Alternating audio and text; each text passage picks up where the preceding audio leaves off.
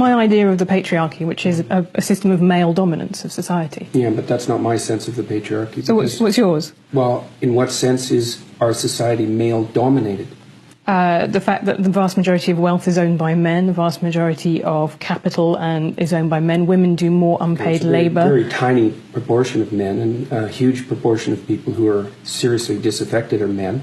Most people in prison are men.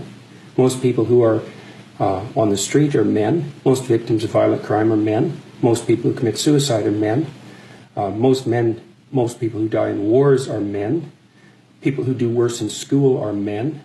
It's like, where's the dominance here precisely? What you're doing is you're taking a tiny substrata of hyper-successful men and using that to represent the entire structure of Western society. There's nothing about that that's vaguely appropriate. But I could say equally well that most rape victims are women. You know, terrible things happen to people of both sexes. And you could say that with perfect utility, but that doesn't provide any evidence for the existence of a male-dominated patriarchy. Well, it just means that terrible things happen to both genders, which they certainly do. But there are almost no women who rape men, for example. So that is an asymmetry there in sexual violence. Well, yes, there's an asymmetry in all sorts of places, but that doesn't mean that Western culture is a male-dominated patriarchy. The fact that there are asymmetries has nothing to do with your basic argument. No, but you might equally... This is a trope that people just accept. Western society is a male-dominated patriarchy. It's like, no, it's not. That's not true. And even if it has a patriarchal structure to some degree, the fundamental basis of that structure is not power, it's competence. That's why our society works. It's only when a structure degenerates into tyranny that the fundamental relationships between people become dependent on power. It's not power.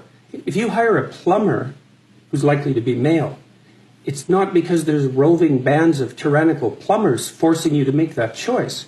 And it's the case with almost every interaction that you have at the face of our culture.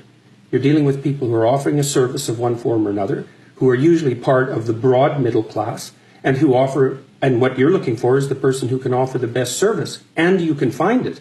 It's not a consequence of being dominated by anything that's tyrannical. And then again, our culture, our Western culture, which is by no means perfect, and certainly has tyrannical elements like all cultures do, is the least tyrannical society that's ever been produced, and certainly the least tyrannical society that exists now. This whole patriarchy thing, I think you have no idea how pernicious and dangerous it is. Well, no, I don't. I really don't. Go. Throughout history have fundamentally cooperated to push back against the absolute catastrophe of existence. A terrible death rate, the probability of chronic starvation, early death, disease, the difficulty of raising children, with all the death that was associated with that. And to look backwards in time and say, well, basically what happened was men took the upper hand and persecuted women in this tyrannical patriarchy. It's absolutely dreadful misreading of history. It's a terrible thing to teach young women, and it's a horrible thing to inflict upon men.